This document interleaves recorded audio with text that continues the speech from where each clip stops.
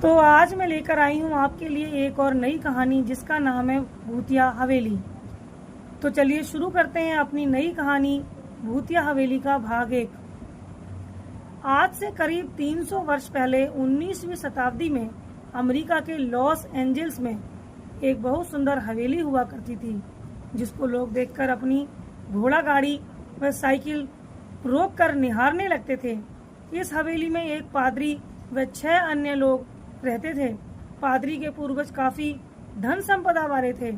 एक दिन शाम को पादरी अपने चर्च से घर की तरफ चले आ रहे थे। तभी क्रिस्टन नाम का एक व्यक्ति पादरी के पास आता है और वह काफी डरा हुआ था। रोते हुए बोलता है कि गॉड मुझे बचा लो, मेरी बीवी मारियो एक भूत बन गई है जो मुझे पिछले 10 दिन से परेशान कर रही है। कभी खाना बना हुआ गिर जाता है तो कभी डरावनी आवाजें आती हैं, कभी कोई साया पीछे आकर साथ चलता है। आज तो बंद कमरे में तेज से डरावनी आवाजें आ रही थी। तभी मेरी पत्नी पीछे से हमला कर देती है। यह देखिए मेरा हाथ भी कट गया, कृपया मुझे बचा लीजिए। पादरी ने तुरंत अपनी माला क्रिस्टन को पहना दी। बोले, ईश्वर का नाम लेते रहो और कल आना, यही मेरा घर है। अभी मुझे कहीं जाना है। क्रिस्टन जैसे तैसे रोते हुए सोने के लिए लेटा ही था कि घर की खिड़कियां दरवाजे चिल्लाने लगे, लेकिन आज क्रिस्टन को कोई दिखाई नहीं दे रहा था। वह सो गया।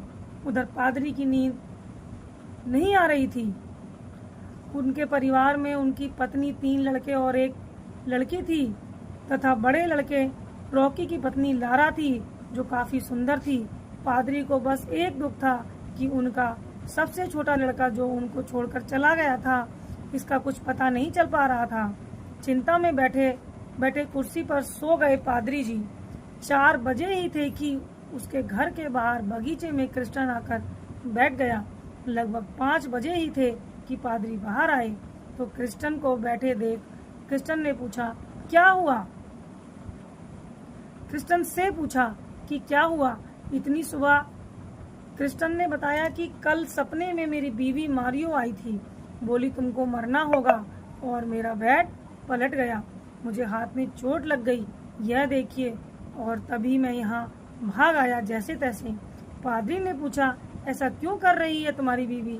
वह आत्मा बन गई है, क्या तुमने अपनी बीवी को मारा है? क्रिस्टन कहता है, नहीं पादरी जी, उसे हार्ट अटैक आया था। उससे पहले बीवी मेरी बहुत अच्छी थी। एक दिन मेरी बीवी से नोकझोंक हुई थी और अचानक वो जमीन पे गिर गई और वो मर गई। मैं अपनी बीवी को बहुत प्यार करता था। पादरी क्रिस्टन को बताते बताते परेशान हो गए और क्रिस्टन जो है पादरी को अपनी बात कहते कहते रोने लगे। इधर पादरी और क्रिस्टन में बात हो ही रही थी कि अचानक से तेज हवाएं चलने लगी और जैसे ही क्रिस्टन ने पीछे देखा तब तक मारियो की आत्मा बगीचे में आ चुकी थी। बगीचे में उस आत्मा को देखकर क्रिस्टन घबराया और पादरी के पीछे जाकर छिपने लगा। आज मारियो की आंखों में खून निकल रहा था, उसके बाल आधे चेहरे पर, बाकी हवा में उड़ रहे थे। तभी पादरी ने भूत से पूछा, तुम क्यों मारना चाहती हो?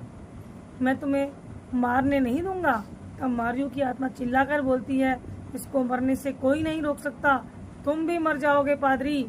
पादरी ने गॉड के जल को उस पर डाला और मारियो की आत्मा जलने लगी और मारियो इधर उधर भागने लगी। इतनी देर में पादरी का बेटा सेमी बाहर आ जाता है। वह आत्मा सेमी के अंदर चली जाती है। अब पादरी उसके आगे हाथ जोड़कर कहता है, तुम जो भी हो मेरे बेटे को कुछ मत करो, भले मुझे मार दो। पादरी ने इतना कहते ही वह आत्मा सेमी को पेड़ पर बैठा देती है और तब आत्मा कहती है, तुम सब दुष्ट हो और उस दुष्ट का साथ दे रहे हो, इसलिए तुम्हारे लड़के सेमी को मरना होगा। और सेमी के शरीर से आत्मा निकलकर सेमी को धक्का दे देती है। सेमी पेड़ से गिर जाता है और मर जाता है और आत्मा वहां से गायब हो जाती है, ये बोलते हुए कि मैं फिर आऊंगा। पादरी यह देखकर खड़ा खड़ा गिर जाता है। तभी क्रिस्टन उसे संभालता है। पादरी अपने बेटे सेमी का हाथ पकड़कर रोने लगता है बेटा मेरे कारण से यह सब हो गया, मुझे माफ़ कर दो। गिरने और रोने की आवाज़ सुनकर क्रिस्टन की पत्नी मारिया बाहर आ जाती है। उसके पीछे उसकी लड़की कैट, तब रॉकी व लारा आते हैं। अपने बेटे को मृत पाकर लारा के सीने में दर्द उठता है और वह भी मर जाती है। यह सब देखकर क्रिस्टन बहुत तेज रोने लगता है और पादरी से माफ़ी मांगता है कि आप मेरी समस्याओं को ख़त्म करने के लिए आए थे, लेकिन आपके ही जीवन में कोहराम मच गया। आपके घर के 2 सदस्य चले गए मेरी वजह से। मुझे माफ़ कर दो या आप मुझे मार डालो, मैं बहुत बुरा हूँ। पादरी कहते हैं, ईश्वर जो चाहता है वही होता है। यह ईश्वर की दुनिया है।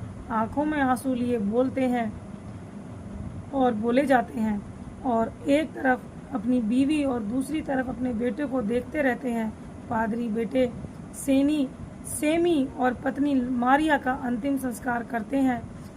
आज पादरी के परिवार का बहुत बड़ा संकट आया था। उनके परिवार पूरी तरीके से बिखर चुका था और ये कहते हुए आंखों में आंसू लिए रॉकी से कह जाते हैं। तभी रॉकी क्रिस्टन पर टूट पड़ता है कि तुम्हारी वजह से ये सब हुआ है। पादरी रोकने की कोशिश करते हैं, लेकिन रॉकी रुकता नहीं और उसको देख वहाँ से भगा देता है और कहता है, तुम कभी मेरे घर मत आना, नहीं तो मार डालूंगा मैं तुम्हें। अब कभी मेरे घर मत आना वरना मार डालूंगा। वहाँ से क्रिस्टन चला जाता है। आज 2 से 3 दिन बीत गए। उसके परिवार ने कुछ भी नहीं खाया। बेटी अपने पिता और भाई व भाभी को समझाती है, कैसे चलेगा, हम सबको आगे बढ़ना होगा और माँ और भाई को हम कभी भी नहीं भुला सकेंगे। आज उनके ना होने पर ये घर वीरान सा लगने लगा है। एक भाई हमें पहले ही छोड़ के जा चुका है। पापा आप कमज़ोर हो रहे हैं, कुछ खा लीजिए। फिर धीरे धीरे समय के साथ सब ठीक होने लगता है। तभी एक दिन शाम को पादरी अपनी बेटी के से बात कर ही रहे थे कि अचानक तेज बारिश होने लगती है, बिजली कड़कने लगती है। तभी रॉकी चिल्लाते हुए आता है कि डैड, पीछे कमरे में कुछ है। पादरी और उनकी बेटी कैट दौड़ते हुए कमरे की तरफ जाते हैं और लारा भी अपना काम छोड़कर भागती है, लेकिन वहाँ कुछ नहीं दिखता और फिर सब लोग खाना खाकर सो जाते हैं। आज के लिए सिर्फ इतना ही। इसके आगे का हाल जानने के लिए इंतज़ार कीजिए इसके अगले भाग का, जिसे लेकर मैं जल्द हाजिर होंगी।